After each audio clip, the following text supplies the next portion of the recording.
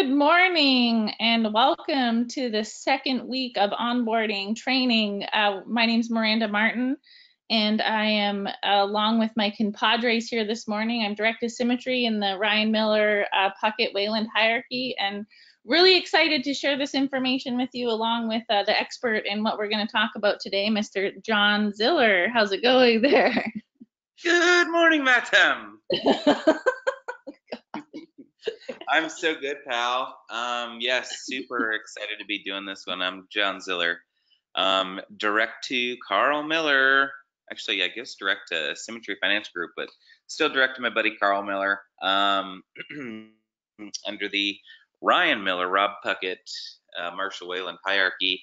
And yes, today we get to put a little bit of a different focus on just some of the fact finding stuff, and Mar, I'm gonna let you kind of kick that off. But we have our good buddies with us, Jim Archer, who's direct to Derek Malloy, and Larry Grossman, who is direct to Miranda Martin. Thanks for hopping on, guys. Morning. Good morning. Oh, gosh. Well, I hope everyone's had their coffee this morning because John is ready to rock and roll. So We all want to be drinking what John's drinking this morning in our coffee. so absolutely. Cool. So guys, as we've been working through our outline, the first two classes we did were Decide Tonight, which obviously that's probably the biggest thing that's missed. I know when I was new, that was the thing that I missed almost every single appointment, and that's why every single client said they wanted to think about it. So that was day one. The day before, after that, we did how to really dig into the why the client needs it and what that looks like, and then presenting the plans where it actually makes sense to the client. So we're using some common sense there to make sure we show something and explain it with clarity. And today we are moving on to the fact finding, which is really exciting because really, guys, this is something that is done in every single appointment. And quite frankly, this is another thing that when I miss doing this step, 100% of the time I end up having to go back at the end of my presentation and go through this again, because really what you're doing with the fact finding is you are kind of looking over what they make, what their bills look like. This is another strategy that will really combat I need to think about it. Because if you guys have already professionally gone over how much money they make, what the bills look like, what's left over, and they tell you they need to think about it, didn't you just do that? So you're kind of eliminating that completely off of the table. Another thing that it does is it's going to expose what kind of assets they have when it comes to like life insurance, or maybe they have some money in a secret savings account, or maybe they've got some extra resources that can help if something bad happens. Really, another thing it does is it's going to build trust. I heard a really good example here from one of my good buddies, Mike Colburn, when I was uncomfortable with this part when I was new. And he said, Miranda, let's pretend you go to the doctor's office. Let's say you walked into the doctor and said, I'm sick. And he just goes, okay, here's a prescription. See you later. But they don't dig in to like kind of check you out and check your vitals and kind of see what's going on. How much are you going to trust that doctor? Right? So what we're doing here is we're building trust as a professional. We are not going to make a recommendation for this client until we can see that full picture. So really, it's going to paint that concrete picture for the client. And I have had clients where I showed up at their front door and they told me, Miranda, I don't need this. I can't afford it. Or I don't need it at all. And I convinced them to let me sit down just to kind of go over this. And when I got to the fact finding part of this, their jaws hit the table. And I looked at these clients and I said, so, what would happen if one of you didn't come home? What would this look like? And they said, you know what? We are completely screwed. What you have there written on your paper, that's our life, and we're in a really bad spot. So the other last key point here, guys, is typically think about it. If you're married, or let's say you're not married, but maybe you were in a relationship before, who handles the bills in your home? Is it you or your spouse, or do you both do it together? What we find is about 95% of the time, one person, if you're married, handles the bills and the finances, and the other person's not included at all in it. So God forbid that person's not around anymore. This may be the first time that that other part of the family is actually looking at this. And most importantly, guys, we become now a trusted advisor by going over these methods that we're going to discuss today. So is there anything else that any of you guys want to add before we kind of dig into the meat and potatoes of the phone calls today?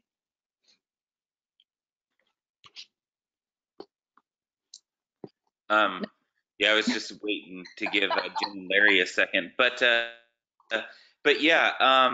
So again, like everything that she just touched on is so important for you guys to understand, like really what this does, right? You know, from the standpoint of like people saying that they have to quote unquote think about it. Well, that could just very easily and very simply be like, you know what? Like, think about your household right now.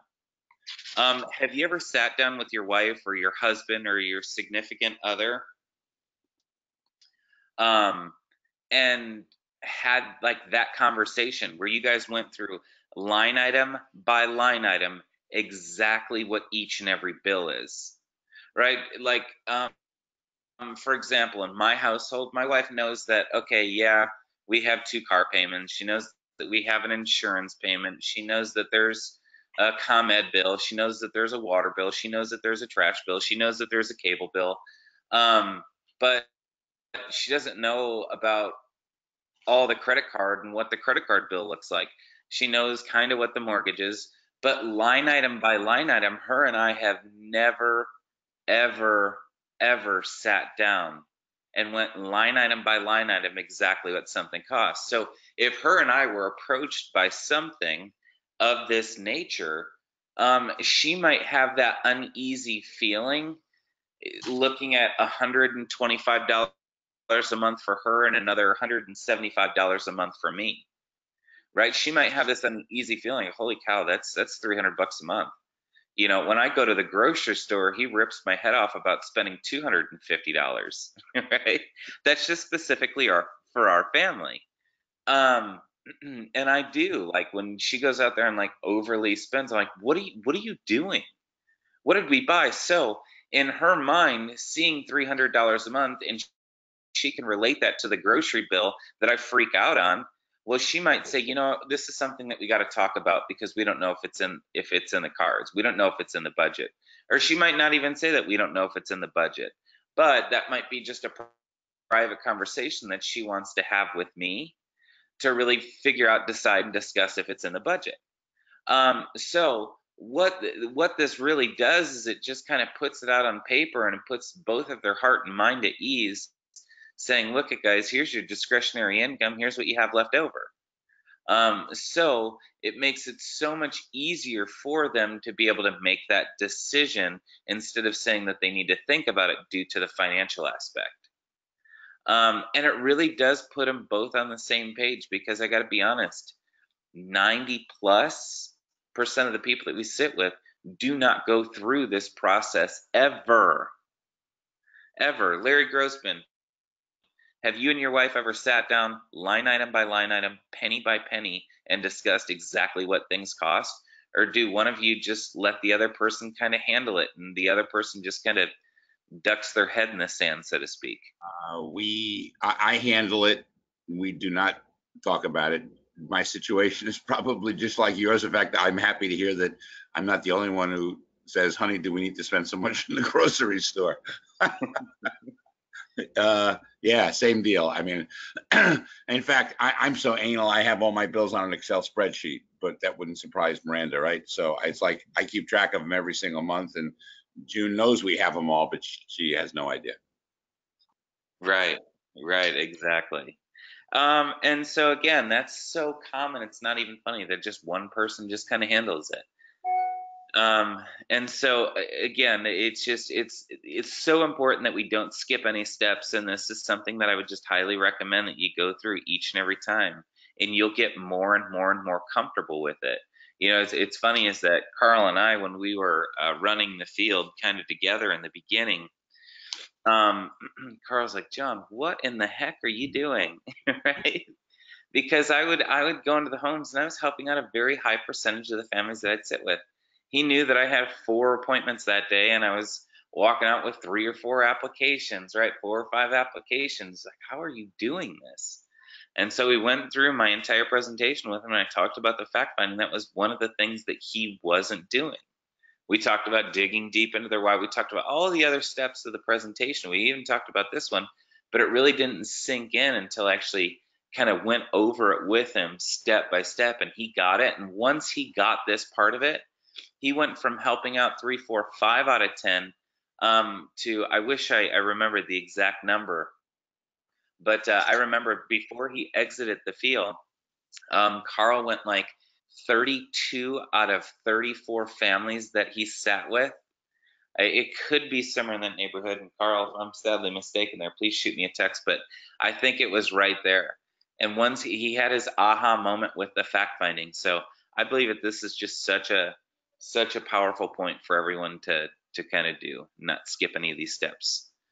So that would just be kind of my ad there. And I don't know if your screen is shared or not, Mur. I'm getting a couple of text messages about that. Oh, there you go. Mm-hmm. All right. Well, we will rock and roll. We will move on here, John, and I'll hand it over to you for the transition question. Okay, perfect. So obviously, what we want to do here is that we want the ability to be able to ask for permission. Here. Okay, sorry about that. We want to kind of ask for permission before we dive into their personal questions. So just this little transition question. Here, hold on 1 second. I think I have enough battery here just to make sure that there's not noise in the background so you guys can hear me okay. All right. So again, just ask for permission. That's all you want to do is, hey guys, would it be all right if I asked you a few personal questions? I just want to let you know whether this is a little bit more of a luxury or a necessity. And if it's a luxury, I'll be the first person to share just that, and I will be out of that front door faster than you can kick me out. So again, would it be all right if I just asked you a few personal questions? Okay, just by simply setting that up and asking them if it's okay to ask personal questions, they always say yeah. And in fact, like, they kind of chuckle at that part, and they're like, oh yeah, not a problem. Or they'll say some kind of smart butt comment, right? And that comment will be, well, if only if I want to tell you everything, you know, whatever it is. It's like you just kind of laugh it off and say okay and dive right into it. So again, like the whole idea is just ask for permission, and then once you ask for permission, that gives you the ability to be able to ask anything and everything that you want to ask there. Okay. So let's dive over to the next slide, Mur. Okay, so hopefully you all can kind of see this. It looks a little blurry to me, but I don't have my contacts in. All right, so as you can see here, we did steps 1 through 8. All right, so it's number 1, number 2, number 3, number 4, number 5, number 6, number 7, number 8. There are numbers by each and every one. And what I want to do is I'm going to kind of ask a question, and I'm going to give you guys a quick second to go ahead and write this down. Okay? Because the questions and how we ask them you're going to find are going to be very instrumental to your success with this. Right? And I'll give you kind of a few pointers here. Like if Miranda, really quick, and I'm not to this part right now, but I'm just giving you an idea of how important these questions are. Miranda, if I said this, how much money do you have in your checking account? Kind of like find that abrasive, kind of aggressive, passive aggressive? Yes, absolutely. I would be like, why do you even need to know that? Right. So again, like if you ask very abrupt and abrasive questions, you're going to get abrupt and abrasive answers. So it's very important as to how we ask these questions, and I'm going to get into that here. in just a second. But this outline, as you see right here, I don't write down amount owed. I don't write down could sell for. I typically, or combined income, where you see combined income, I don't write that down. I just have a hard line right there. So do you see that where basically where all of the hard lines are? That's how this sheet looks as I get started. I don't want to preemptively kind of fill this thing out. Yep, perfect, Mer. I don't want to preemptively fill this thing out because then it looks staged. And I never wanted anything to look staged. I kind of always wanted it to look organic, like we were just having a casual conversation. So I'd never have this thing kind of pre-written out, okay? First thing, amount owed. All we're gonna do, we're just gonna go up to number 1. We're just going to verify what's on their sheet. So on the lead sheet, we get basically the amount that they owe on the home, and we've already verified that on the phone. So all I'm gonna do is just verify that amount and say, okay, guys, the balance on the mortgage is about $200,000. Is that correct? All right, so Yep. we're starting soft and easy. Yep. And so that's kind of the first step that I would write down. Okay, guys, just to confirm, the balance that's owed on the home is roughly about $200,000. Is that correct?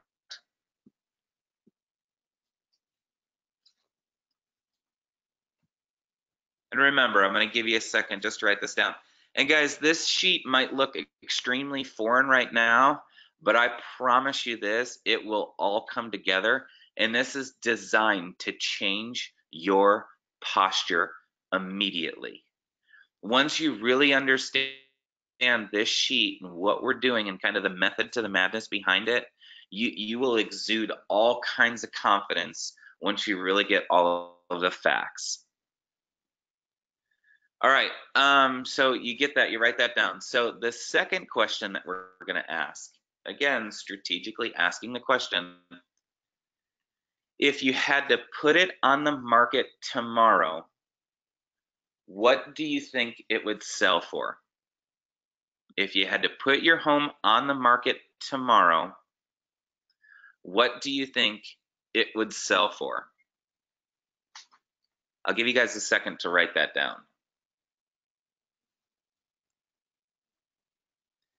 If you had to put it on the market tomorrow, what do you think it would sell for? And All right, I'm going to give you. Go ahead, I remember John early on saying, "Don't look up the house on Zillow and say, oh, so I see your house would sell for $300,000, because that won't go over well." So right. I can tell you. Yeah, that's right, bud. I was just going there, guys. That never ever. Okay, I'm gonna give you a couple of never evers in this sheet, and this is one of them. A never ever is tell them what the value of their home is. You don't ever want to guesstimate too low to upset them, or too high to get them to think that you're uneducated. Well, I looked up comps in the area, and this particular property would probably go for about $325,000. What the hell is he talking about? Bob and Mary down the street just sold their home for $199,000. We're upside down. This guy's an idiot. Get the hell out of here. Right? And again, like you don't want to look like an idiot either way. You don't want to go too low, and then what are you talking about? My home's worth a heck of a lot more than that. Now you're upsetting them. Right? Either you look like an idiot or you're upsetting them. Either way, don't give them the answer here. I don't care if they have to look it up themselves. Again, guys, I'm not looking for an exact dollar amount. Just roughly, what do you think it would sell for tomorrow if you had to put it on the market? Oh, well, I don't know. And the guy said probably $300,000. Write it down and move on. Okay? For those of you that don't know what equity is, the equity is you're just subtracting the amount that they could sell it for minus what they actually owe, and that's roughly the equity. Okay, so that's all you're doing here. So if I see that they could sell it for about $300,000, they owe roughly $200,000. So I'm going to say, okay, guys, so that means that we have about $100,000 in equity. Is that correct? They'd say, yeah. Here's a subliminal message that I want to give you all. And I think that this is very important in kind of your setup into the quote unquote equity protection and or critical period. This part of it right here, I'm going to kind of under my breath, if I know for a fact that I have to present critical period or equity protection, meaning that they're over the age of 65, you know, they're not necessarily healthy, and we all know that the most that we could get them is about that $50,000 number through UHL, Express Issue Premier, Transamerica, what have you, right? It's just going to be a very expensive policy, so that's why we go with the equity protection route.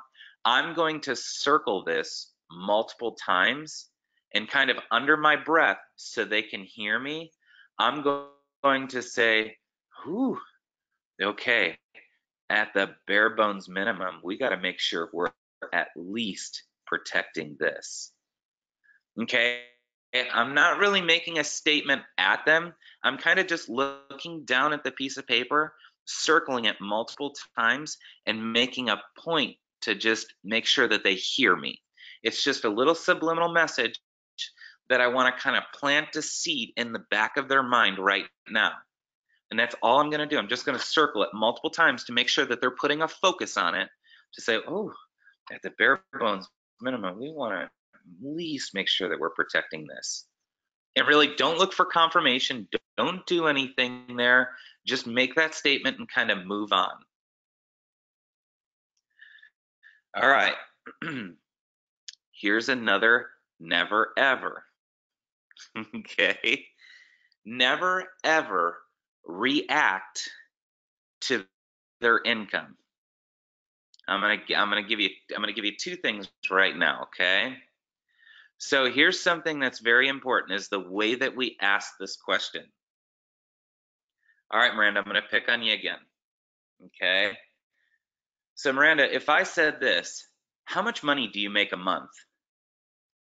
Is that kind of passive aggressive? Yeah, I would feel like I don't know, I'd close up and be like, why are you asking me this? This is none of your business. Right? Exactly.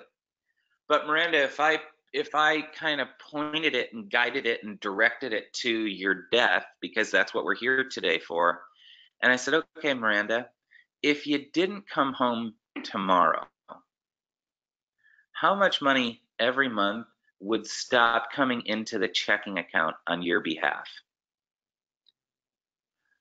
Does that seem like I'm concerned and I care? Or the other way, how much money do you make per month? Yeah, and you're tying it to the home. You're tying it to the home. So because you're here talking about mortgage protection, a really important thing is you tied it to the home, which made it make sense of why now you're asking me that question. Mm-hmm. Yeah, so the psychology here is very important. So the way that we ask that question, I'll repeat that for you guys one more time. Miranda, if you didn't come home tomorrow, how much money every month would stop coming into the checking account on your behalf? Cool. Okay, so just give everyone a second to write that down. Now, here's something else that I want you to understand. The never ever. Okay. I don't care what they say. Do not react.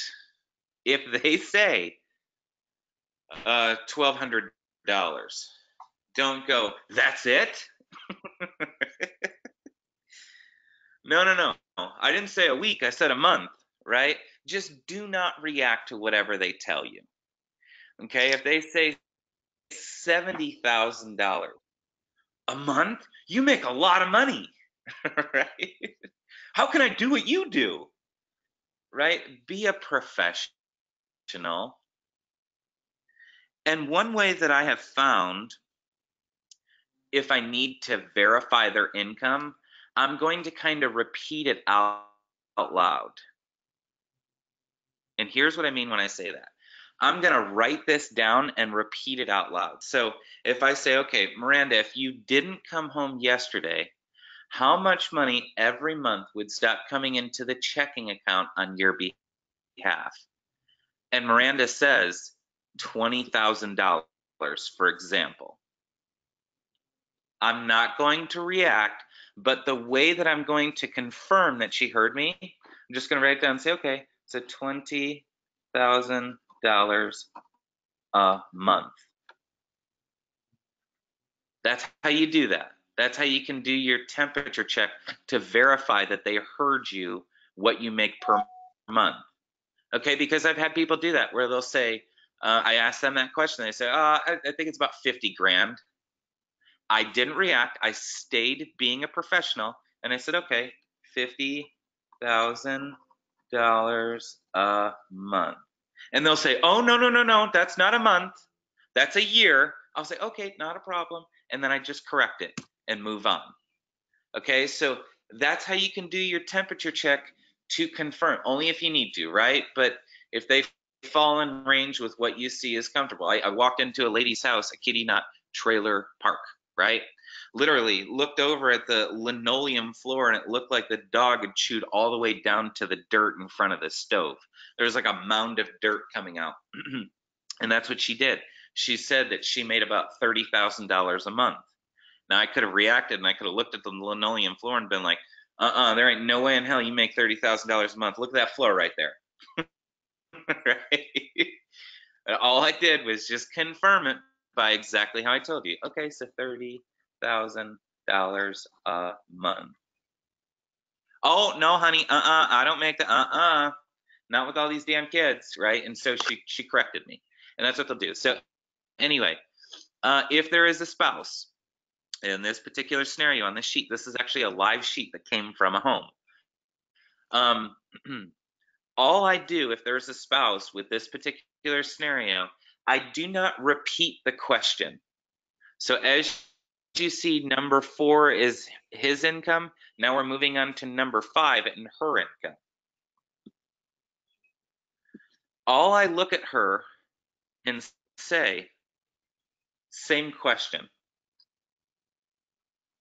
That's all I do. I don't repeat the question unless she needs me to, if she wasn't paying attention. But for the most part, 99% of the time, she'll just go ahead and answer what her income was. Okay? Very simple. So that's all you're going to do, is you're just going to look at the other person and say, same question. You're not going to repeat the question. You're just going to say, same question. Because we really don't want to dive or dig too much into their kind of personal finances. Some people could. So these questions that you ask are very important. And again, never, ever, ever react to how little they make, to how much they make, nothing. Just be a business professional, okay? And if there are any questions that you have, is the chat up and open there, Mer? So we can answer questions kind of while we go? Yep.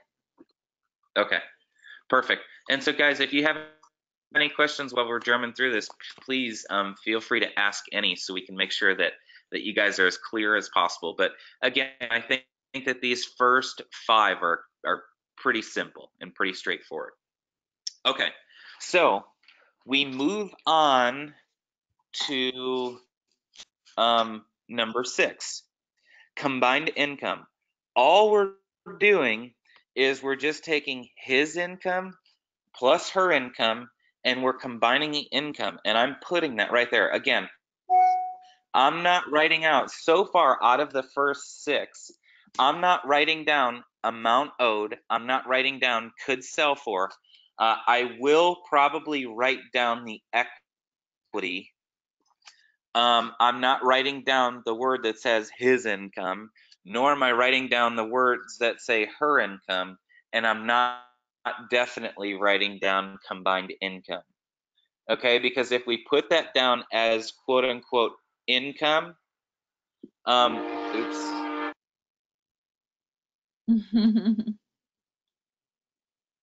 Sorry, that was a fast one.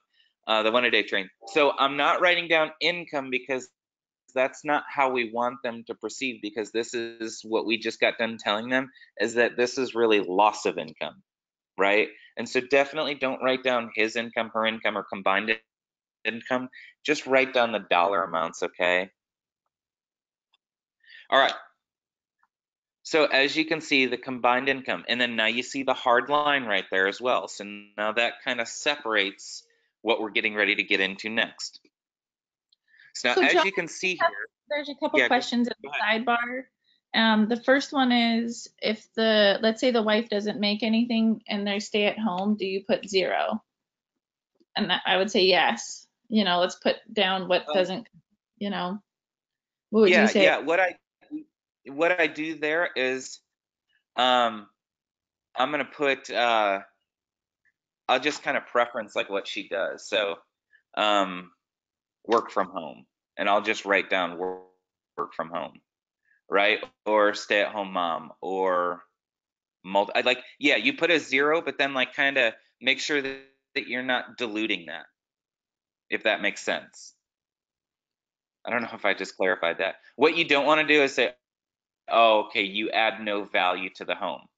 So like if she said that or if I know right now that they're a mother of 3 children, I'm gonna write down 0 and then / mother of 3, right? And say, I don't care what anyone says, and I'm gonna allude to that. I don't care what anyone says. You work a hell of a lot harder than he does, because that's, and I'll kind of preference that, and I will definitely kind of make a lighthearted joke right One there. thing you can throw in there when it's the homemaker is, kind of say what John said. And I like to say, what, the average, if you were to have to like put a dollar amount on someone that's a homemaker, the value is about $90,000 a year that would cost to have someone doing that. So I kind of joke around, and I'll put it like a 90,000 in like brackets, and just say, that's the value really that you bring to the table with what you're doing. And sometimes that's more than his income.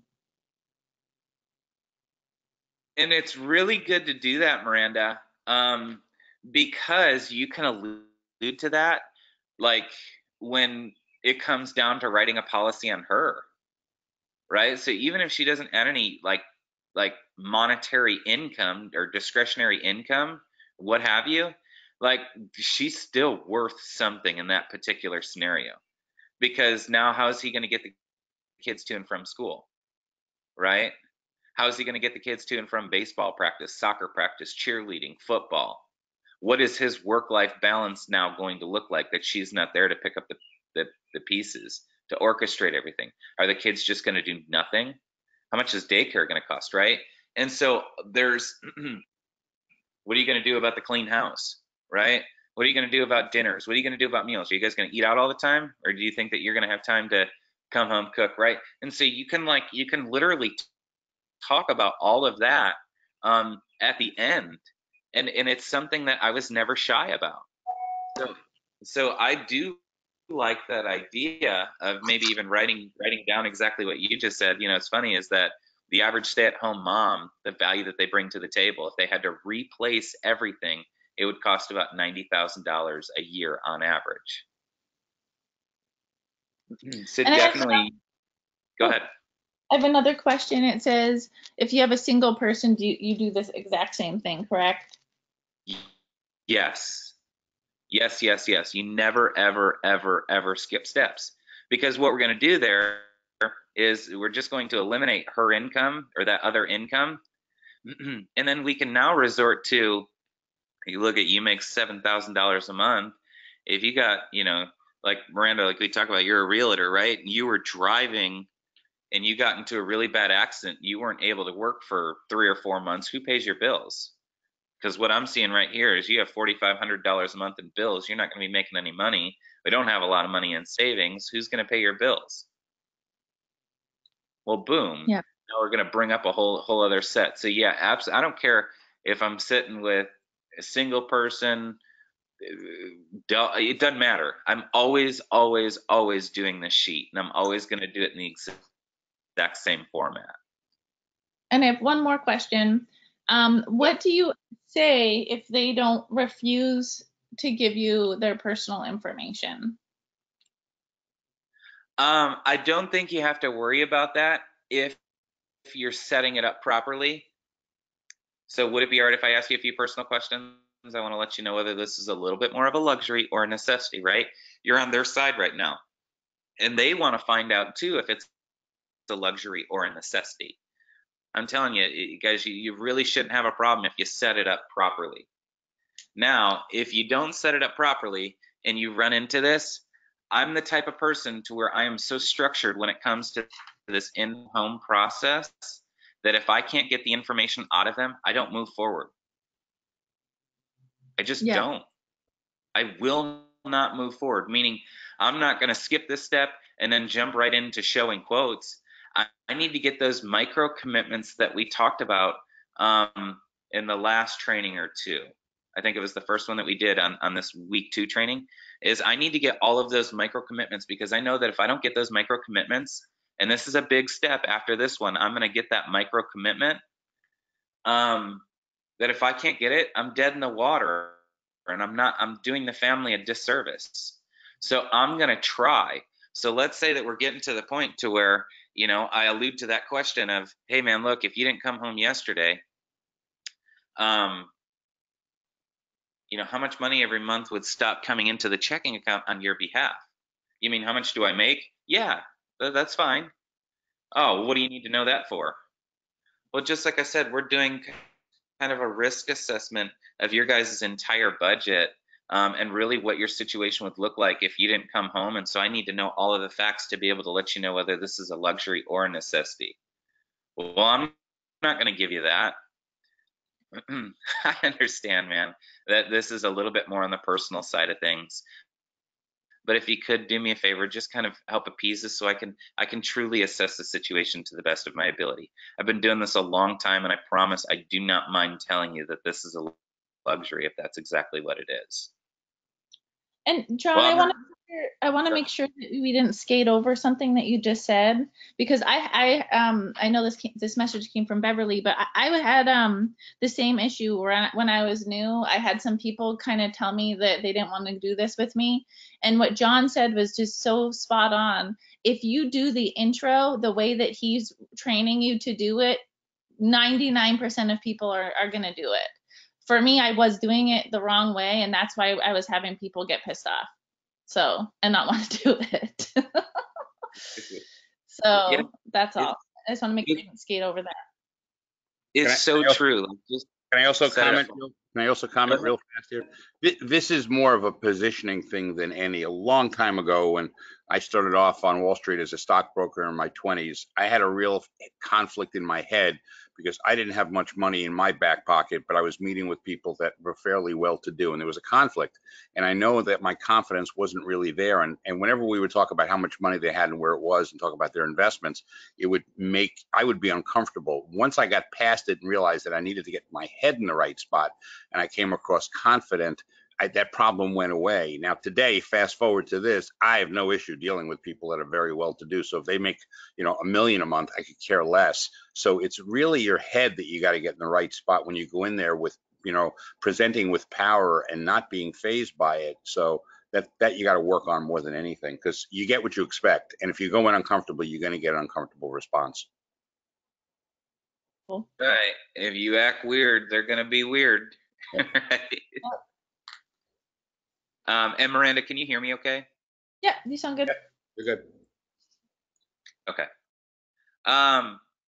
So yeah, just memorize that beginning part that we just went over, and I promise that I'll say it right, say it wrong, say it strong. So okay.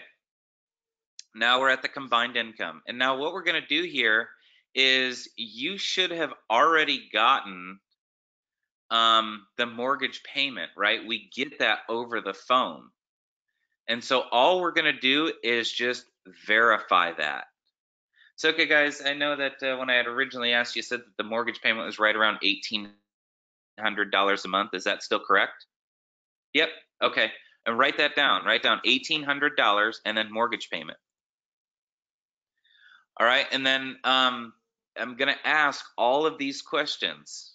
All right. These next questions. And I'm just going to start. All right, guys, do we have any car payments?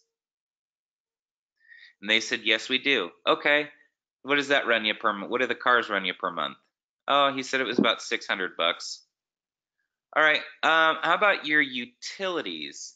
And let's start with, because a lot of people in their utilities will just include everything. So I always preference it. Let's start with electric, water, gas.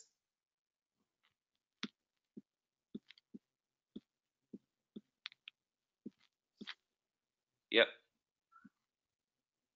Okay. So let's start with electric, water, and gas, because what I don't want them to do is I don't want them to combine the cell phones, the cable, the groceries, everything. I want to line item this out. The reason that I want to line item this out, because if their budget is tight, okay, if their budget is really tight, we need to find areas that they can cut back. So that's what this is also going to give you the ability to do. If you guys are combining, it's one of the things that just absolutely drives me nuts, is that people will go into the home and they'll say, okay, what are your total monthly expenses? I don't know, it's about $3,000. Don't do that. Okay, do not combine in one big picture their total monthly expenses, because what happens if? What happens if they make $3,000 a month and their total monthly expenses are $2,900? Well, now you're kind of stuck in a rock and a hard place. And the worst thing that a brand new agent can tell me personally, Miranda, Larry, and Jim, and everyone else can speak for themselves, but this is one of my biggest pet peeves, is that you come out of the home and say, well, yeah, they couldn't afford it. Oh my God. What does that mean? I don't know, like, I've never understood that. Oh yeah, they were so broke they couldn't afford it. What? Are you kidding me? You're sitting down with the family and you know for a fact that they quote unquote can't afford it. If he or she doesn't come home tomorrow, do you think that their situation is going to get any better? Do you think it's going to get easier because it's one less mouth to feed? No. They both have integral parts, they have role and purpose of what they do for the family. Whether it is financial or not, I don't care. It's not going to get any easier. We need to find a way to help them see that this is something that they absolutely need, number one. And number two, if we need to cut back on certain aspects of their budget to help them afford it, we need to be the advisor here. We need to be the professional. And so many times I've been able to say, look, guys, you spend $200 a month on cell phones. This is an area that we can cut back on. Who's your service through? Oh, it's through Verizon. You know what?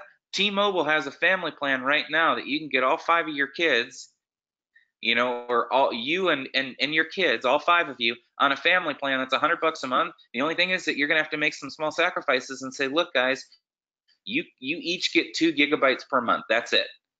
So we need to be connected to Wi-Fi, connect to Wi-Fi everywhere you go. We cannot just use the service. So when you're out on the road, or when you're out doing this, or when you're out doing that, do not use it. So there's an area that you guys can save $100 a month. Also, I see that you have cable, right? Who's your cable provider through? Oh, well, I have Comcast. Yeah, Comcast is ridiculously expensive.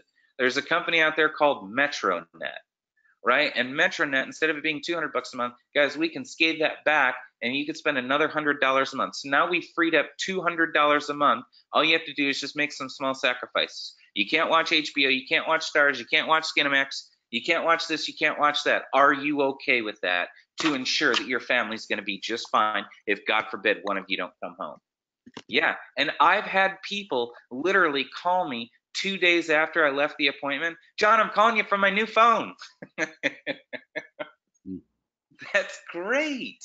You know, and I get stuff like that all the time because of my professionalism from the sheet, because I'm advising them properly, I'm coming up with new solutions as to how to help them get the mortgage protection put in place. And by the way, John, So can I make another comment too, real fast? yeah, This something stick in your head, you don't forget them. There was an amazing training call Carl Miller did. I don't know if it was recorded about a year and a half ago. I was still relatively new, and I still remembered it was an older couple he was sitting with. They were real sweet. They got along great. They wanted coverage. They had no money in their budget, and Carl found something in their budget that they were able to cut back on that enabled them to buy a policy, and they were so appreciative of the help that he gave them. So what you're saying is so important in here, because too many times I hear it too. It's like they couldn't afford it. I'm thinking, oh my gosh, I can tell that the right work wasn't done to dig and figure out, because they need it. And not only that, but you rarely can buy a house with every stinking dollar that you earn. The banks leave you with some kind of a cushion. So I sometimes it's just a put off the money thing when you get that kind of response. So we got to dig deep to eliminate that. So great point. yeah, yep. And again, you're right too, right? They're not going to give them a mortgage if they can't afford it. And I don't know what the algorithm is. Maybe some of you on this host code know, but I think it's 25% of your total net income is what they give you to be able to allow you to qualify for a mortgage. Mhm. So, great point. Great point. So again, line item this out is extremely important. Do not just bundle it all together. Awesome. All right. And so again, I'll say cell phone. Do you guys have cell phones? Yes, we do. Okay, what does that run you per month? And he said $200. Awesome. Do you guys have cable? Cable, cable, Wi-Fi, internet, home phone? Yeah, we do. Okay. What does that run you per month? $200 a month. Okay, perfect. And you can even make a little joke here. I know I pay the same amount and it sucks, doesn't it? Right? And they'll laugh with you. A big common one that people miss in the very beginning are groceries. Guys, this is a huge expense for a lot of families. We spend roughly $1,200 a month, and it's just me, my wife, and 2 kids, and we spend $1,200 a month at the grocery store. Jim, you caught that, huh? But again, $1,200 a month at the grocery store. It is insane. It's absolutely insane. And my wife will get home from the grocery store, and I have my credit card kind of attached, like where I get an alert if it's anything over $10. And as soon as she checks out, my watch goes off, and I'll see a $287 bill, and my wife comes home with like 7 grocery bags. I'm like, what in the world did you buy? Oh my God, I was expecting like her and I to have to go back and forth to the car 5 or 6 times with trips, and it's just not the case. Going to the grocery store today is very expensive. So do not miss this one at all, because it is a big expense. Murr, how much do you spend between you and your 2 kids every month at the grocery store? I don't really cook, man. So yeah, I'm eating out. But I would probably say, like, for us, just because I don't have them all the time, like $100 a week. But we eat out a lot, man. So I'm not your normal person with that. So for me, you might be like, eating out would be a big one, right? Exactly. And you probably spend $1,000 a month or more on eating out, then I would assume, right? Yeah. You could say that. We could say that. That's fine. Your Versace mansion dinners. Okay. All right. So groceries is a big one. Do not skip it, okay? Because it truly is a big expense that people just don't even think about. All right. Moving on to this next one. Again, these next 2 parts are very important in the way that we handle them. Okay. So after I get done with groceries, I'm going to allude to insurance, and I'm immediately going to say, okay, what do you guys spend a month on insurance? Let's start with the auto insurance first.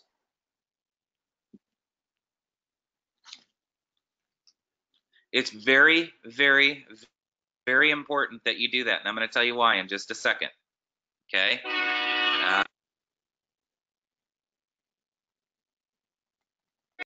All right, there's the 1-a-day train again.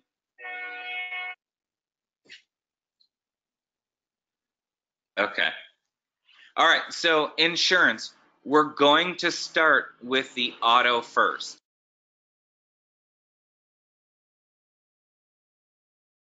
Okay. And they always have a dollar amount there, right? And this guy said, you know what? We have 3 cars. It's about $200 a month because we have a 16-year-old on our policy. Okay, no big deal. Write it down, move on. Anything that they tell you, you didn't any one of these numbers, you do not argue with them. You do not rebut it. You do not refute it. You do not try and correct their thinking. If groceries, like what they just said, Miranda would have just told me, she may not have been comfortable enough at this point. She may have been. It doesn't matter. But Miranda told me $400 a month. I'm not going to react to that and say, where the hell do you guys eat out, right? Or what do you guys do? How do you get away with $400 a month? That's insane, right? I'm not going to react by any stretch of the imagination. I'll find out a little bit later. But as they tell me these numbers, I write it down, move on. Write it down, move on. Okay? I know that this process is taking a little bit longer, but once you get good at this, it's only going to take you about 5 minutes to get through this thing, if that. And one thing, John, and I know you're probably going to hit on it, but I will like keep going with them. Like, guys, is there anything else that you kind of is reoccurring that, like, let's say, John, God forbid, you didn't come home, Jessica, that you'd be left having to pay? And I'm going to stretch this thing down as far as I can because I really want to know, what does this look like if one of them's not here? Right? I'm just eliminating them to have to think about it later if I do a really good job here. Yep, that's right. You're truly helping them by going through all of this. And yeah, Murray, you're right. That's where we kind of do it with the credit cards and then ask them if there's anything else. But yeah, so insurance, auto first, write it down. Okay, so now I'm going to separate line item life insurance. Okay, and so I'm going to say, okay, do you guys have any life insurance? Now, in this particular scenario, he said, yes, I have a policy through work. Okay, and so I asked him, how much does that cost you? And he said, honestly, man, I don't know. Work kind of pays for it. Okay, write it down. I'm not going to grill him here and say, oh, well, there's not $9 or $10 or $20 a month that comes out of your paycheck. If he doesn't know, it's kind of actually better, right? Or she doesn't know, it's kind of actually better because now they're not trying to use like their work policy as they pay $20 a month for $250,000 and you're getting ready to show them, you know, $250,000 in coverage for $125 a month.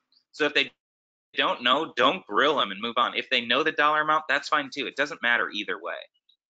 Okay, so he said work. So all I did was write work and I didn't grill him on how much it cost him.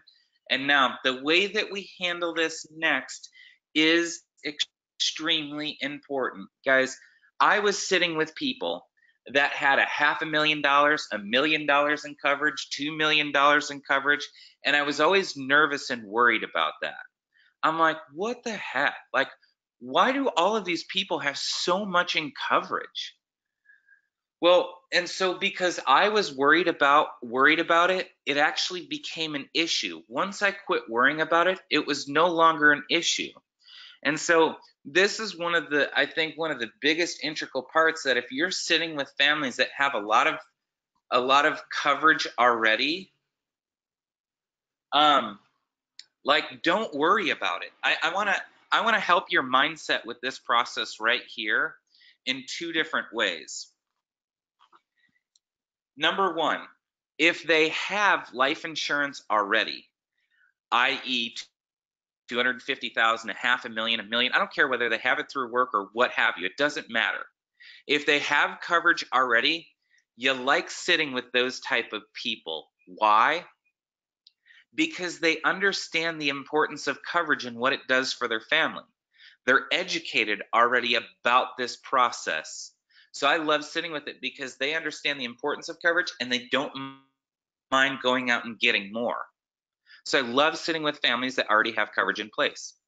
I also love sitting with people that don't have any coverage in place whatsoever, because those are the people that absolutely need it.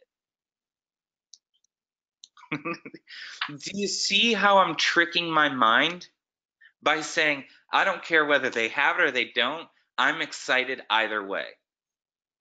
And that's how we need to become.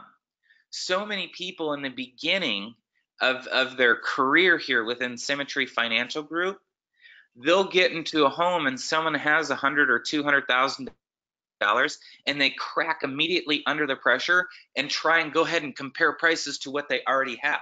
I literally just seen this yesterday with a brand new agent. The family had $15,000 in coverage, and what we were trying to do was replace that $15,000 in coverage that they got 3 years ago.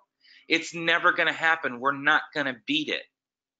Here's what you need to know and understand. They went out and got that coverage for a particular reason, and we need to ask them what that reason was for.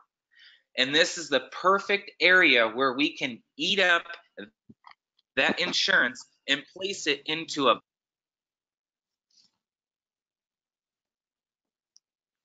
Sorry, I keep muting it because there's like planes, trains, automobiles. Like, this is the most busiest day. So this is so important how we handle this next part. And I hope you guys write this down, because after I started doing this, it helped me out so much. Okay? So after I wrote down work, because that's how much it cost him through work, he didn't know, which was fine. What does that run you per month? I don't know, man. I think work take care of it. All right, perfect. Work. My question immediately after it is this. It's a two questions. The first question is this: how much coverage do you have through work? He said, I don't know, man. It's like, I think 3 times my salary. Okay. So how much is that? He said it's about $250,000. Perfect. Now here's the most powerful question that you ask after they tell you the dollar amount. What was your original intention when you pulled that policy out on yourself? What was your original intention when you pulled that policy out on yourself? Here's the craziest part. Every single one of them answer it just like this. I don't know. I just wanted to make sure that the family was taken care of. They don't know why they got it. They really don't. But this is where you have to become the expert. Okay? So here we go. My response is always, oh, okay. So you got that for income replacement then, correct? Yep. Guys, it goes just like that. It's so simple. Now, what did we just do with that $250,000 policy that he or she has? It's gone. Gone. It's completely out of the question. They're no longer going to say, well, I'll just go ahead and use this policy to go ahead and pay for this, right? They're not going to do that. That was one of my biggest fears in the very beginning, is that I would sit with people that had $1 million in life insurance, and I'm looking at a $200,000 home, and in my brain, I could very easily conceptualize and say, you know what? Why don't you just go ahead and use this $200,000, or why don't you just use $200,000 of this $1 million to pay off the mortgage? Your family still has $800,000 left over. The more people go out and get in coverage, the more money that they make. So it's very easy to go ahead and just tie it to their income. And so just confirm it and shake your head yes as you're asking this question.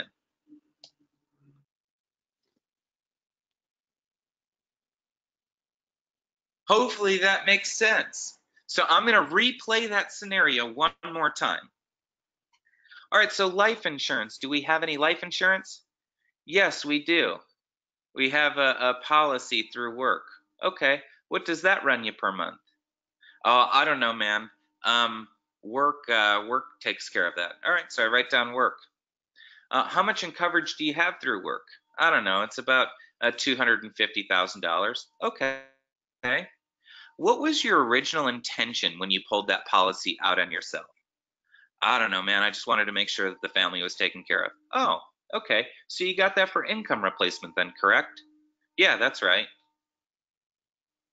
Done. Life insurance that they have through work is no longer a problem. So many times we can get into this argument, so to speak, right? Where the argument is you're going back and forth about their life insurance policy, and it's like, hey, do you know what happens if you quit, you retire, or you get fired? That policy is no longer with you. You knew that, right? Guys, I never bring that up.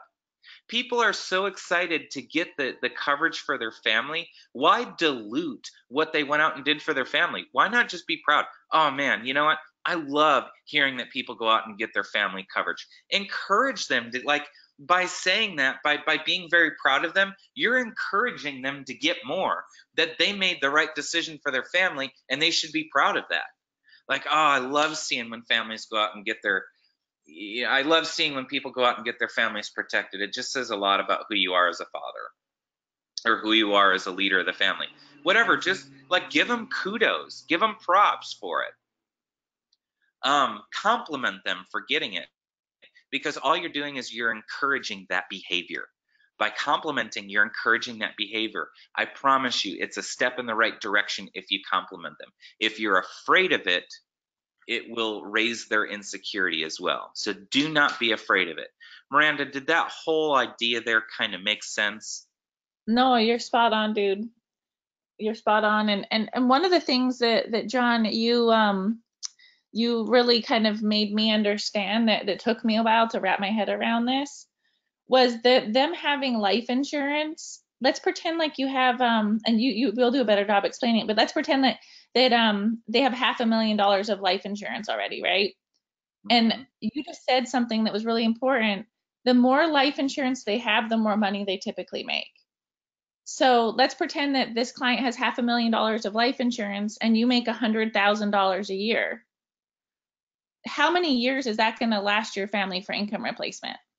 5 years. So didn't that just take that big number of $500,000 down to sound really small? Mm-hmm. And watch, Miranda, you're absolutely correct. And watch what we do here, and watch how I tie this whole thing together. It'll tie right into what you're talking about right now. And it's so cool. Watch how I do that here in just a second, buddy. So just kind of like moving on to the next one, right? Credit card. All right, guys, do you have any credit cards? Now, here's what I will do is if they have balances on their credit card, I'm going to add it on a separate line item over in the left-hand side above. I'm going to do it above that, though, Murray. Yep, perfect. I'm going to do it just above that, and I'm going to add their credit card debt, and I'm going to put CC debt if they have any credit card debt. All right, and so I'll ask them, all right, guys, credit card, do you have any balances on your credit card? And if they say yes, ask them how much and add that. You'd be amazed at how many people are in some credit card debt. It might be 10,000, it might be 15, it might be 20, it might be 5. There's a lot of families in America today that have a lot of credit card debt. This is something that you can use to your advantage at a later date. Okay? Not at a later date, I'm sorry, but later on in the presentation. Because if there is credit card debt, we can also use a policy just to take care of their credit card debt. They have $20,000 in credit card debt, but they have the mortgage protection, they have the final expense, they have everything taken care of. They might not have that credit card debt taken care of. So it's just a way for you to suggest, look, guys, I think you're taken care of in every aspect of everything. The only thing I might recommend is just a policy to take care of this credit card debt. You know what? That's a great idea. What's that going to run us? Well, boom, boom, boom, lay it out. There you go. Yep, absolutely. Let's go ahead and do that. And then, guys, if you get that credit card debt paid down over the next 5, 10 years, you're just leaving your family that much more to be that much more comfortable. Yep, love it. Let's go ahead and do it. We've sold so many policies that way. Okay, so add a separate line item for credit card debt if they have it. This family didn't have any credit card debt, which was surprising. And so I said, okay, do you have any balances? I don't say debt. Do you have any balances on this credit card? He goes, no, we pay them off at the end of every month. I said, okay, do you spend any amount on your credit cards that you pay off every month? He goes, yeah. He goes, we put all of our gas goes on our credit cards. He said, we also, if we ever go out to eat, you know, we put that on the credit card too and just pay it off at the end of the month. And I said, okay, what do you think roughly that you pay per month towards it? He goes, it averages about $5,000 a year is what we put on our credit cards. Okay, so it's about 400 bucks a month. Yep, write it down, move on. All right, there's a separate line item there that I always ask right below the credit card that you don't see here, but I always ask them, is there anything else that you can think of on a monthly basis that I haven't covered yet? Yep. Anything else? Is there anything else that you can think of that I haven't covered yet?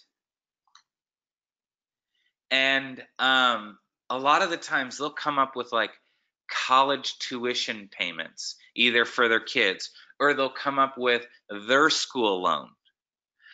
There's all kinds of stuff that people come up with right there.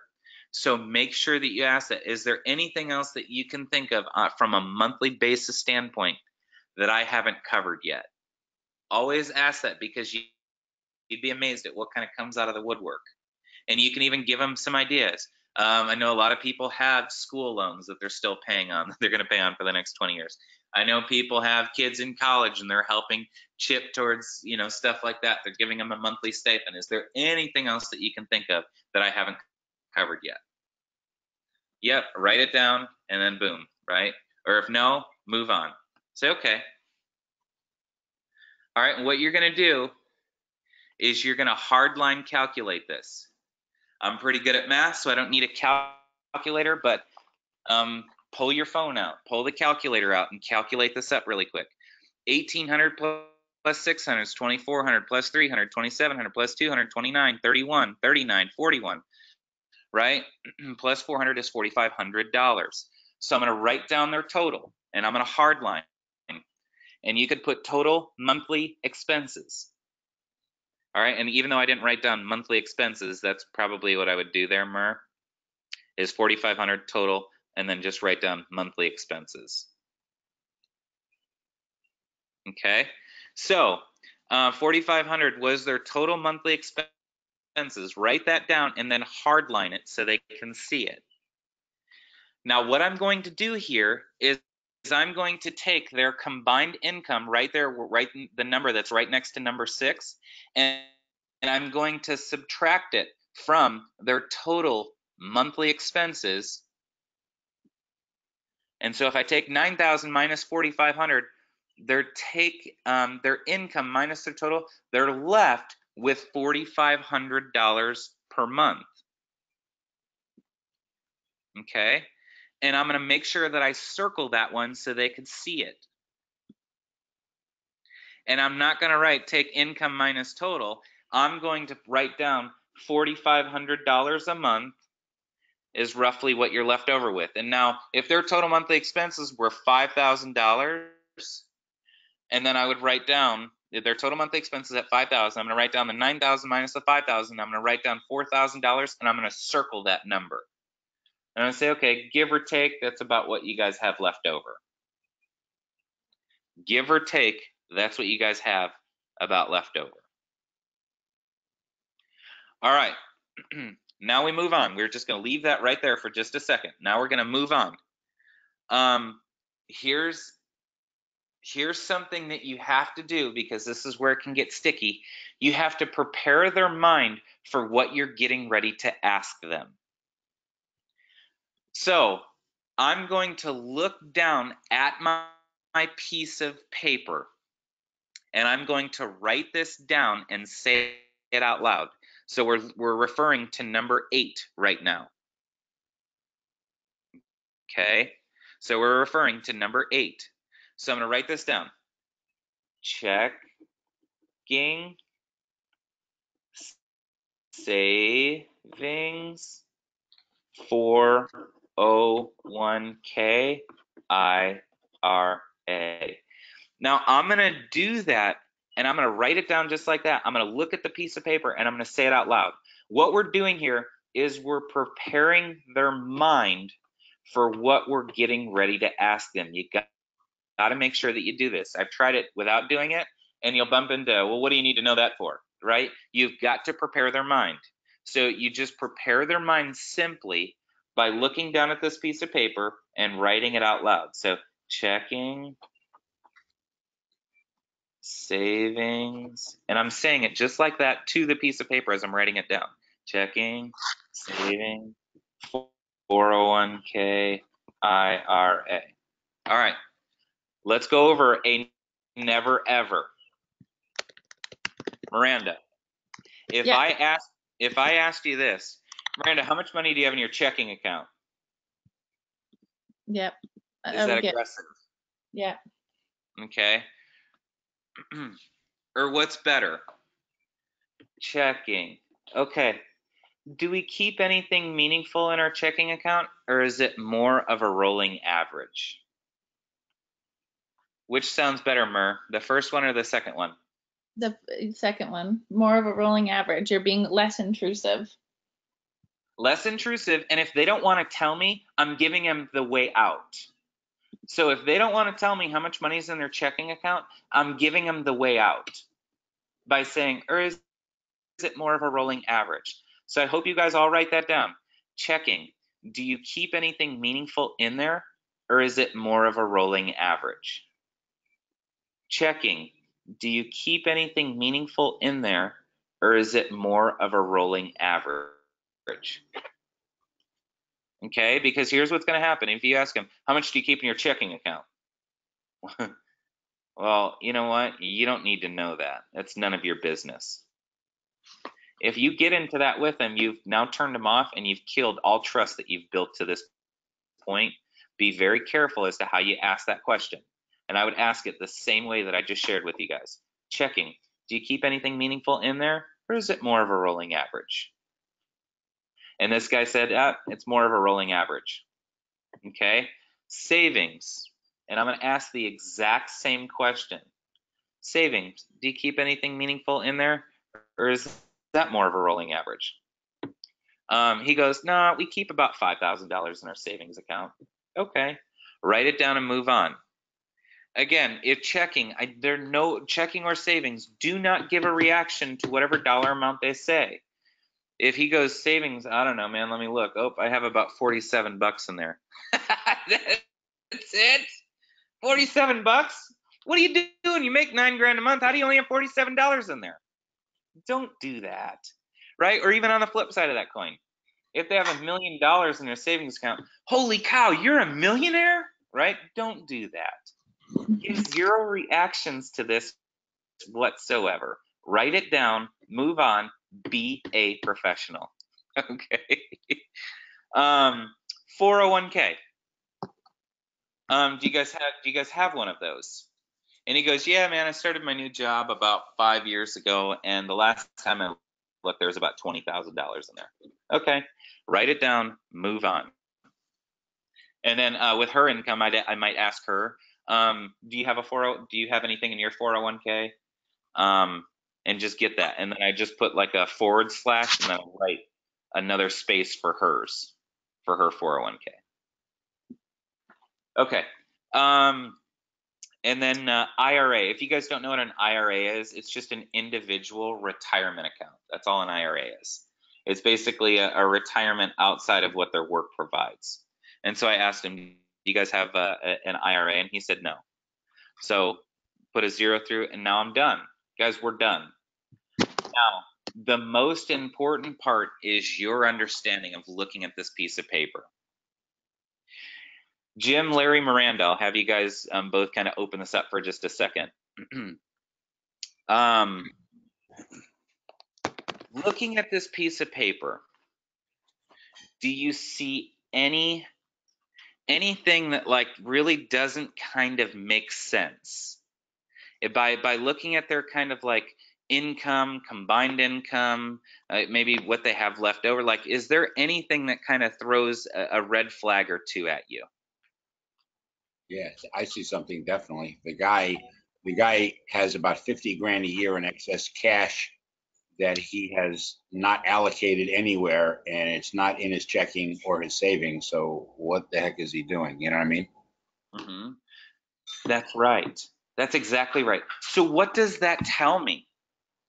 That tells me this, is that they really don't only spend $4,500 a month, that they have a pretty hefty lifestyle. Maybe they didn't talk about the football, the baseball, the basketball, the soccer. Maybe they didn't talk about after the soccer games how they always go and eat out. Maybe they didn't talk about something, right? It's not that they're lying to me. It's just a lot of information that we're going over. So I don't necessarily need to call them out just yet. Okay, and 9 times out of 10, I'm pretty much not going to call them out, but I am going to pay attention to that because it is a red flag to me. The red flag is that you guys have $4,500 a month left over, yet you only have $5,000 in your savings account. So that's a good indication that at a certain point in the presentation that I can really reference lifestyle. Okay, so that's a pretty big red flag. Yeah. But let's say that we're sitting with that family, okay, and that guy says, you know what, he's just that arrogant person that we've all sat with before. And he says, I'm going to use that $250,000 in life insurance to go ahead and pay that mortgage off. Okay. Well, how many of you on the line would accept that and say, you know what? That's okay. It's fine if he goes ahead and uses it. He can, and the family will be just fine. Wrong. Mm-hmm. Here's why. And Miranda, I'm going to need your help taking some notes so people can follow along, okay? Mhm. So he has a $250,000 policy on himself through work. So over on the left-hand side, Mer, let's go ahead and write $250,000. How much is their mortgage? The mortgage amount total is $200,000. So let's go ahead and take the $250,000 minus the $200,000 that they owe on the home. So he's left with 50,000. Well, is he really though? Because I don't see a final expense policy, do you? Nope. And so how much is it going to take care of, or how much is it going to cost to take care of all of their final expenses?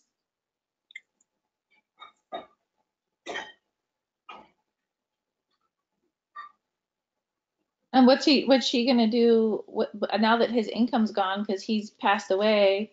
Their bills still per month are $4,500, and she only makes two. So how's she gonna live? Sure, the house is paid off, which is only $1,800, All but right, but hold on. she's It's not. It's not though, Mer. Let's go over that for just a second because you're right. So $50,000, we still have to take care of the final expenses. Let's say that that's another 15 grand. That means that she's roughly left over with about $35,000, right? Well, yep. what did we do? We eliminated the mortgage, but there's got to be that even though the $1,800 is the payment, well, that's not what we're eliminating from their total expenses, right? Because we still have their taxes, their property taxes on that.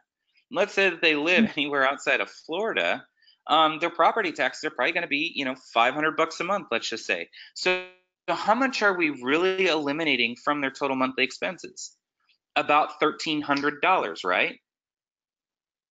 Are you guys, is everyone kind of following along with what I'm saying? Yeah. Yeah. So what we're going to do is, Miranda, we're going to take 4,500. We're going to subtract $1,300. That means that she needs roughly $3,200 a month to operate that household, correct? Mm-hmm. Okay. So how much is she upside down per month? $1,200 at least. $1,200, Assuming she right? can still work. Assuming she's still working after he dies, like is she going to want to continue working after her husband passes away immediately to make sure that that revenue stream keeps coming in, or is she going to need some time off? And remember though, his arrogant attitude says that, well, I'll just use my life insurance policy through work and go ahead and pay that off, right? So let's just assume that he's going to assume that, you know what, she's going right back to work. But that's a good question to keep in our back pocket, Mur, right? So she's upside down $1,200 a month, and there was $35,000 left over from his policy. How many times does $1,200 a month go into $35,000? $1,200 a month roughly is 14.4, so call it $15,000 a year is what she's upside down. $15,000 a year goes into $35,000, roughly just over 2 years, so let's call it 2 years. So his policy is only taking care of that family if she goes back to work immediately for 2 years. After that 2-year period of time, what does that family do? They're up the creek. Even with the mortgage paid off, even with it paid off in its entirety, she still can't afford to live there with her income. Do you guys see how important it is that not only do they keep that policy that they have through work, but they go out and additionally get this mortgage paid? And I want you to even kind of really just think about this. Let's say that we just talked about their lifestyle, right? We really did, and how they pretty much spend everything that they make. I want you to think of this.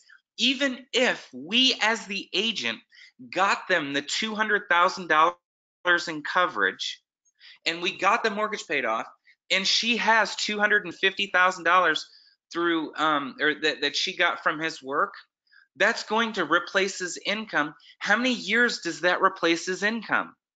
Well, $7,000 a month times 12 months is $84,000. That's how much money he brings in a year. $84,000 into $250,000 is about 3 years. So with this family's lifestyle and their extracurricular activities, because they have no money left over in their savings account, that $250,000 in coverage is only replacing his income for 3 years. It's still not enough. Do you guys see what I see here after kind of me explaining this, Miranda? That even if we got the full mortgage amount paid off, even if she still had the $250,000 in coverage that replaced his income for 3 years, she still doesn't have enough money. Do you guys see what I'm seeing there, Miranda? Does that really make sense? Can you kind of help me explain that in a little bit of a different light for everyone to be able to see it? Yeah, absolutely. So you can, I love how you're taking this a couple different ways, John. You're taking it as you can either divide his income into that policy to figure out how many years of income replacement there is, or you can go ahead and see what that would really entail as far as if we wiped out that mortgage and see kind of what's left over on what that really means for the family. And either way, like, even if you had $1 million policy or whatever, like it's still not that much when you break it all down. Like, what's that plan after that money is used up for 3 years or 2 years for the mortgage? What's the plan now? Right? Sure, it might provide a little bit of freedom, not freedom, but a little bit of taking the stress off now. But what about in 2 years? And it really like a lot of times when someone loses like a spouse, they're still coming out of their critical period in 2 years. You know, they're still trying to figure out what's new, what's their new normal. And now we got to figure out how to come up with $4,500 in bills. So I love all this, John. You're spot on. And then in addition to that, this is where I have the confidence of saying, look, guys, and this is how I'm going to wrap it up. Remember how we said luxury versus necessity. Okay, and if I get some stupid response like that, I'm going to go through and kind of explain it exactly how I just did with you. And if I don't have to explain it, that's even better, because it's like, look, I get it. We're screwed. So you see what I see, guys. This is an absolute necessity. To be honest with you, I would recommend going out and getting as much coverage as you possibly can through work, in addition to getting this policy for the mortgage protection. And I would just explain it. Like, here's how it's going to play out for you. But in addition to that, guys, like, here's the thing. The reality, and then after I get them to agree, guys, do you see this? Do you see what I see here? Do you also agree that this is an absolute necessity? And I'm shaking my head yes with that passion and with that conviction that I just did with you guys. I'm doing that with them. Like I'm kind of mirroring them a little bit, but I'm doing it with them with the passion. Like, guys, this is an absolute necessity. I'm not only going to highly recommend that you guys get this mortgage protection, but I think that we're way undercovered on the life insurance side. And I think that not only do you need the mortgage protection, but you guys also need life insurance. So I'm here today specifically for the mortgage protection. If I can get you approved for that, I can then come out and show you some additional life insurance options. And then boom. But I'm getting that commitment. I'm asking them, do you guys see what I see? Do you both absolutely agree that this is a necessity? And I'm getting one more yes closer to my goal of getting as many yeses as I possibly can. And guys, can I make a comment here too? Posture is so crucial here. I mean, that's why when you walk in the home, you can't be timid about going through this process. Number one. Number two, you can't be reactive like, oh my gosh, they have insurance, because it may seem like a lot, but it doesn't. In reality, it may not be a lot. And you have to be there and be firm and be strong. And you got to fake it till you make it, more or less, because confidence is not something that's with you in the very beginning. You got to take on John's confidence in the beginning and know that it works, because he's done it. And the system, this is a great, absolutely awesome. Love this. Yeah, buddy. And so again, as you guys are looking at this, right, you can literally just line item that out, and in a very simplistic manner, that $250,000 policy, by the way that I just explained it, is, look, guys, you either have enough to cover the mortgage, or you just have enough to cover 3 years worth of expenses. Would you agree that we just don't have enough for both? And get these commitments, get as many commitments in different ways that you possibly can here. And I promise, just by simply doing that, it will make asking for the money that much easier. There's one side comment I want to make here, John, because I really want to make sure. One of the things that is so important, in my opinion, is making sure you departmentalize what part of the in-home presentation you're at. Right now, you're just trying to expose what this situation looks like. Right now, you are not trying to provide a recommendation. You're just trying to get a micro commitment. So one of the rookie mistakes I see is sometimes as people are going through here, they're trying to provide a solution during this. Oh, it'll be great. We'll just get the whole mortgage paid off and do this and that. Would that be good? Would you like that? This is not what this part is for. If you do that, you're going to confuse your client. Keep that recommendation separate. You're going to get to that in a minute. Does that make sense, John, with what I'm trying to say here? Yeah, perfectly spot on. Awesome. All right, guys. Well, I think I know this was a long class, but guys, this is one that you're probably going to have to go over and over and over to really master this. The purpose of shooting this webinar is so that you guys will have it at your disposal to go back and listen to again and again and again. And I would recommend going through, taking notes, practicing it on yourself, practicing it on, someone in your household. Just amateurs practice till they get it right, and professionals practice so they never get it wrong. So master this. Listen to it. How many times a week, John, would you say? At least once or twice a week until you've really figured this out, or more? Yeah, I just say any downtime late at night, instead of watching TV, like, I would just go back and start mastering this. Yeah. So again, if you're brand new in this business, I wouldn't be watching TV. I'd be letting the shows stack up you until I perfected my business, and then that way I actually have time to watch TV, right? So I would definitely say yes, a couple of times a week. Even if you got to start it and halfway through it you got to stop it, just listen to it as many times, watch it as many times you possibly can, because by truly understanding this fact-finding sheet, it's endless of opportunity and you'll even get more creative than I've gotten with it and find different ideas that you can help more families with. So yeah, just hopefully everyone, again, same thing, right, Murd? Let's post just our takeaway, maybe something additionally that if you have been doing it, would post your takeaways, something additional that maybe you've gotten from this webinar, and post it on our GroupMe stream. And by the way, John, not if you're new, even if you're not new, but you're not as good as you think you can be, you need to continue to just remember and repeat, rinse, repeat through this process over and over again. And every once in a while, I'd be with a client and I would say, you know, I've never met a beneficiary that complained that their spouse left them too much money. So, you know, no coverage is too much. That's right. Awesome. Well, we will be back next week. I think, what are we covering next week, Mur? Equity protection for the I'd have to look at the itinerary, but we will see you guys tomorrow or next week on the Tuesday call. Good day. All right. Thanks, everyone.